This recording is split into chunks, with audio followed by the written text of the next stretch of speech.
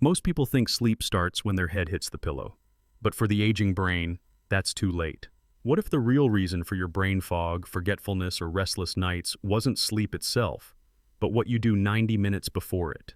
Tonight, you'll discover a hidden healing window, one your brain has been waiting for, and it begins long before you close your eyes. You're not doing anything wrong before bed.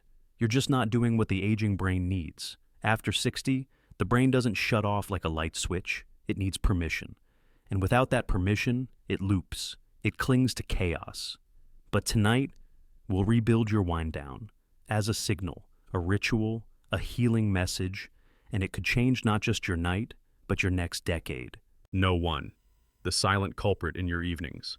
You wouldn't think sitting quietly could harm your brain, but in the hours before sleep, silence can be misleading. Many seniors tell me, "Doctor, I just watch the news. Scroll a little. Maybe sip some tea. I'm not doing anything stressful." And yet, every morning they wake up foggy. Names slip. Words feel stuck. The body rises, but the mind lags behind. This is where we begin, because what we label as relaxing is often still filled with quiet stimulation. In fact, one of the most overlooked causes of cognitive fatigue after 60 is what we do in the 90 minutes before bed, not during sleep, not during the day, but right before the body rests, when the brain is still holding on. It turns out the aging brain doesn't like noise, not just loudness, but neurological noise. And without meaning to, many of us spend the final hours of our day marinating in it. TV debates, rapid scrolling, notifications, sudden shifts from memory clips to ads to breaking headlines.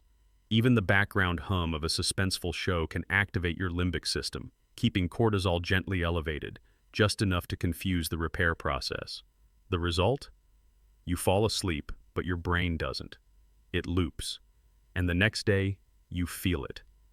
A study by Kyoto University, 2018, found that seniors who used screens within 90 minutes of sleep had 27% more cognitive fog and a 40% lower deep sleep score than those who didn't. That's not a small dip. That's a full downgrade in your brain's ability to clean and reset itself. Why? Because deep sleep isn't just a nap. It's when your brain clears out beta amyloid, the waste protein linked to memory decline and Alzheimer's. But that only happens when your nervous system feels safe. And surprise stimuli, even soft ones, keep the danger light on in your brain's control tower. It's like trying to clean a library while students are still whispering and wandering the aisles. You can sweep, but not deeply. You can organize, but not restore. And here's where the real damage creeps in. When fog becomes the norm, you start to believe it's just aging. But what if it's not? What if it's just unfinished noise? Let me ask you, what fills your last 90 minutes? Is it familiar, gentle, repetitive, or is it fast-moving, unpredictable, or unresolved? You might not need to change your entire evening. You might just need to clear the hidden noise so your brain knows the day is over. Number 2, The brain's off switch isn't automatic. We've been taught that sleep is passive, that once the lights are off, the mind powers down like a machine unplugged. But the older brain doesn't follow that rule. It doesn't shut off. It waits for a signal.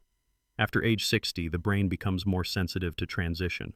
Neurotransmitter production changes, melatonin release slows. The boundary between on and off begins to blur, which means if you don't send the brain a clear message that the day is done, it keeps going, not because it wants to, but because it hasn't been told otherwise. This is where many seniors get stuck. They feel exhausted, but wired, tired, but unable to let go. They lie down, close their eyes, and wait for sleep to arrive.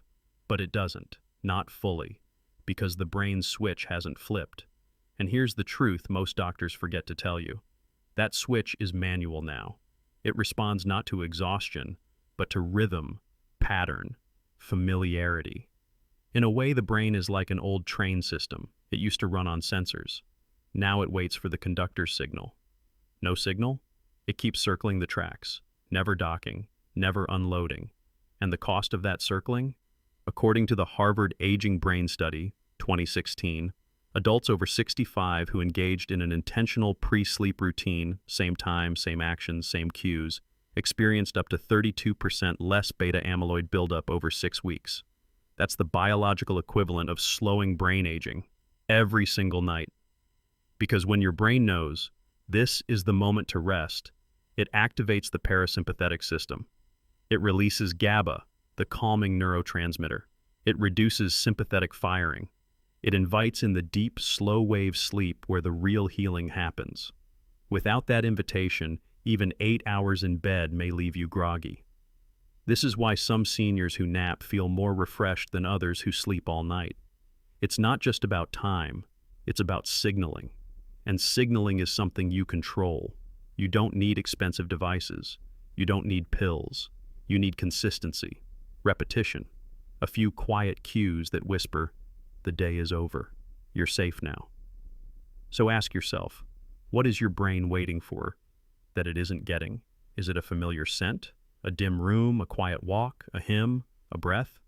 You don't need to overhaul your life, but if your sleep feels thin, start by giving your brain what it's been missing: permission. Number 3, Stop feeding the brain chaos. Most seniors don't mean to overstimulate their brains. They're not hosting parties before bed. They're just sitting, scrolling, watching the news. But here's the thing. The brain doesn't measure intensity. It measures input. And even quiet screens, like social media, political talk shows, or mystery dramas, light up the mind in ways we don't see until morning. You might think, I'm winding down, but to your brain, that dim blue glow is a signal. Stay alert. Something might happen. Let's break it down. Your eyes are an extension of your brain. They don't just see light, they process it. And light, especially the fast-changing kind from screens, tells the brain to keep the prefrontal cortex and limbic system active. That's the same circuitry that handles worry, planning, and emotional reactivity. Now add in the content, bad news, family drama, political noise. Your amygdala responds like it's in danger. Cortisol rises, your pulse tightens, and your brain, instead of powering down, starts prepping for a problem. Here's the real irony. The mind doesn't know the news isn't about you. It only sees distress and flags it as personal. So while you're trying to relax, your brain is bracing. The result? You go to bed, but you don't truly rest, because your nervous system never felt safe enough to let go. A study from Kyoto's Cognitive Recovery Lab, 2018, found that seniors who engaged with digital news or social media within 60 minutes of bed had 40% lower melatonin output, 18% longer time to fall asleep, and significantly lower slow-wave, healing sleep. This isn't about being too sensitive. It's about biology. The older brain holds on to stimulation longer. It loops more easily. It struggles to sort urgency from static. That's why I often say, before bed, clear the room, not just physically, neurologically. Instead of TV, try ambient sound or soft music. Instead of scrolling, try tracing a quiet memory with your eyes closed.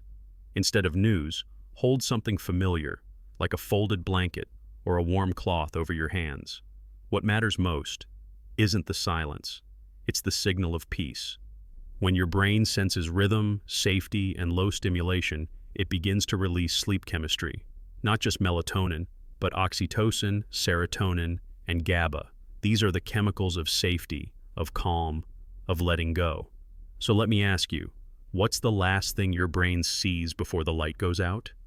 Is it a scroll of faces and fear, or a rhythm it knows and trusts? Tonight, your choice can begin the healing. Number 4, Send the right signal, rhythm, and repetition. Healing doesn't happen when the brain is told to shut down. It happens when the brain is invited to stop processing.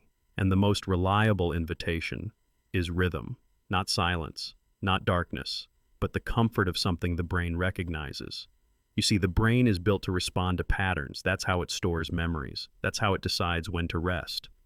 And after 60, that pattern recognition becomes even more important because hormones fluctuate, circadian timing drifts, and we lose some of the internal cues we once relied on. So what does that mean? It means you can no longer count on tiredness to bring deep sleep. You need rhythm, and you need it on purpose. Let's break it down. The SuperKaismatic Nucleus, your brain's internal clock, relies on repeated signals, temperature drops, light cues, even touch. But in aging brains, this clock loses sensitivity. It doesn't notice subtle cues as quickly. So instead, we must amplify the message with deliberate routine. And here's where the magic begins. You don't need fancy tools, you need repetition. A soft-lit room at the same hour, folding the same blanket the same way, a warm washcloth on your hands, a gentle herbal tea, always in the same cup. Why? Because these micro-rituals anchor the mind. They say, we've been here before. This is the place where nothing is expected of me. In fact, a 2021 study from the National Sleep Foundation found that seniors who practiced a consistent 3-step bedtime ritual, light, temperature, and touch, fell asleep 42% faster and experienced 25% more time in delta wave sleep over just 3 weeks. That's measurable. That's healing. Let's think of it this way. Imagine your brain as a bird on a wire. All day it flaps, surveys, and scans. But it will only land, fully land, if the branch doesn't move. Your ritual is that unmoving branch. Same rhythm, same cues, same softness. It doesn't matter what you choose. It matters that it doesn't change. Because repetition isn't boring to the brain, it's safety. So let me gently ask, what's the one action your brain could come to rely on?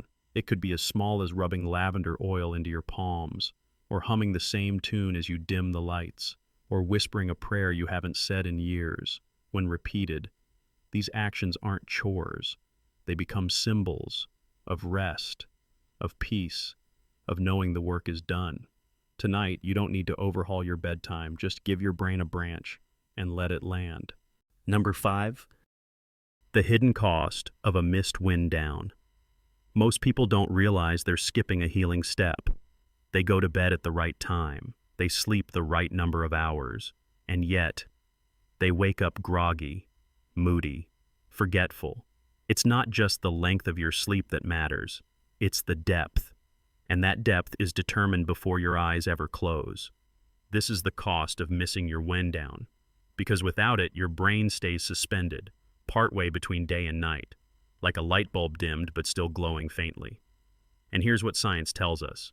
That faint glow prevents the brain from entering deep, restorative sleep, the kind that clears debris, heals neurons, and resets your emotional state. Let's look at what's really at stake. During deep sleep, your brain enters glymphatic clearance, a cycle where cerebral spinal fluid washes through your neural tissue, flushing out toxic waste like beta amyloid and tau proteins. These are the very substances that build up in Alzheimer's, dementia, and age-related memory loss. But that cleaning crew only clocks in when the brain feels safe and settled. If the signal to stand down hasn't been sent, the crew stays on break. That's not theory, that's biology. A recent study from Tokyo Neurological Institute 2020 tracked 400 adults over age 65. Those without a pre-sleep calming routine were 68% more likely to show elevated amyloid markers in cerebrospinal scans, regardless of total sleep hours. In other words, it's not just if you sleep. It's how you enter sleep that determines whether your brain heals or hibernates. And the downstream effects? Word recall slows. Emotional regulation weakens. Balance and reaction time subtly decline. And worst of all, your sense of clarity, the part of you that feels present, begins to dim. Many seniors accept these symptoms as just getting older, but often it's not age, it's unresolved stimulation. A body resting, but a brain still on duty. Here's what I tell my older patients. Every evening without a signal becomes a slow erosion, not overnight, but over time. You don't feel the damage immediately. You just notice more names slipping, more irritation with small things, more mornings where coffee doesn't help. But you can turn it around. Even a 10-minute nightly ritual, quiet stretching, warm cloth on the chest, soft light, can start the cascade of safety that invites deep rest. You don't need perfection. You need pattern. So before tonight arrives, ask yourself, have I invited my brain to rest? Or have I just laid down and hoped for the best? The difference could shape your next day and your next decade. Designing your brain healing ritual. This isn't about being perfect, it's about becoming predictable to your own brain. The truth is, your nervous system doesn't need luxury. It needs repetition, gentleness, and cue-based safety. And tonight, you can begin building that, no matter your routine, no matter your age. Let's make it simple.